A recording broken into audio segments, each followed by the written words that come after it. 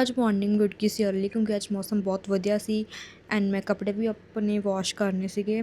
ਸੋ ਸਭ ਤੋਂ ਪਹਿਲਾਂ ਮੈਂ ਬਣਾਈ ਅੱਜ ਚਾਹ, ਕਿਉਂਕਿ ਚਾਹ ਤੋਂ ਬਿਨਾਂ ਮੈਂ ਕੋਈ ਕੰਮ ਨਹੀਂ ਕਰ ਸਕਦੀ ਹੈਗੀ।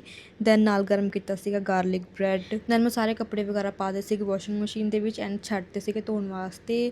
ਦੈਨ ਅੱਜ ਮੌਸਮ ਵਧੀਆ ਸੀ, ਸੋ ਮੈਂ ਸੋਚਿਆ ਵੀਰ ਨੂੰ ਅੱਜ ਥੋੜ੍ਹਾ ਜਿਹਾ ਬਾਹਰ ਘੁਮਾ ਕੇ ਲੈ ਕੇ ਆਵਾਂ, ਲਾਈਕ ਘਰ ਦੇ ਲਾਗੇ ਹੀ। ਦੈਨ ਮੈਂ ਵੀਰ ਨੂੰ ਲੈ ਆਈ ਸੀ ਬਾਹਰ ਐਂਡ ਵੀਰ ਬਾਹਰ ਆ ਕੇ ਚਲਾ ਰਿਹਾ ਸੀਗਾ ਸਕੂਟਰ। ਅੱਜ ਕੱਲ੍ਹ ਇਹਨੂੰ ਨਵਾਂ ਹੀ ਇਹ ਸਕੂਟਰ ਚਲਾਉਣ ਦਾ ਬੜਾ ਚਾਅ ਚੜਿਆ ਹੋਇਆ ਵਾ। ਜਿੱਥੇ ਵੀ ਜਾਂਦਾ ਵਾ, ਘਰੇ ਵੀ ਬਾਹਰ ਵੀ ਇਹ ਸਕੂਟਰ ਹੀ ਚਲਾਉਂਦਾ ਰਹਿੰਦਾ। ਸੋ ਥੋੜ੍ਹਾ ਟਾਈਮ ਬਾਹਰ ਖੇਡਿਆ, ਦੈਨ ਮੈਨੂੰ ਘਰ ਲੈ ਆਏ ਸੀ ਕਿਉਂਕਿ ਘਰੇ ਆ ਕੇ ਮੈਂ ਇੱਕ ਤਾਂ ਕੱਪੜੇ ਵੀ ਬਾਹਰ ਪਾਉਣੇ ਸੀਗੇ। ਦੈਨ ਮੈਂ ਰਾਤ ਵਾਸਤੇ ਡਿਨਰ ਦੀ ਵੀ ਤਿਆਰੀ ਕਰਨੀ ਸੀ। ਸਾਗ ਮੇਰੇ ਕੋਲ ਆਲਰੇਡੀ ਪਿਆ ਸੀਗਾ ਫਰੀਜ਼ ਕੀਤਾ ਹੋਇਆ, ਸੋ ਉਹਨੂੰ ਮੈਂ ਬਾਹਰ ਕੱਢ ਕੇ ਲਗਾ ਲਿਆ ਸੀਗਾ ਤੜਕਾ ਐਂਡ ਨਾਲ ਬਣਾਈਆਂ ਸੀਗੀਆਂ ਮੱਕੀ ਦੀ ਰੋਟੀ। ਮੈਂ ਨਹੀਂ ਸੀ ਬਣਾਈ, ਸਾਡੇ ਨੇਬਰਹੁੱਡ ਆਂਟੀ ਨੇ ਉਹ ਆਈ ਸੀ, ਉਹਨਾਂ ਨੇ ਬਣਾ ਕੇ ਦਿੱਤੀ ਸੀ ਐਂਡ ਟਰਸਟ ਮੈਂ ਪੂਰੇ 3 ਸਾਲ ਬਾਅਦ ਮੱਕੀ ਦੀ ਰੋਟੀ ਖਾਧੀ ਸੀ। ਸੋ ਅੱਜ ਲਈ ਇੰਨਾ ਹੀ, ਮਿਲਦੇ ਆ ਕਿਸੇ ਨੈਕਸਟ ਮਿਨੀ ਵਲੌਗ ਦੇ ਵਿੱਚ। ਪਲੀਜ਼ ਮੇਰੇ ਚੈਨਲ ਨੂੰ ਕਰ ਲਓ ਸਬਸਕ੍ਰਾਈਬ, ਲਾਈਕ ਕਮੈਂਟ ਕਰਨਾ ਨਾ ਭੁੱਲਿਓ। Bye bye.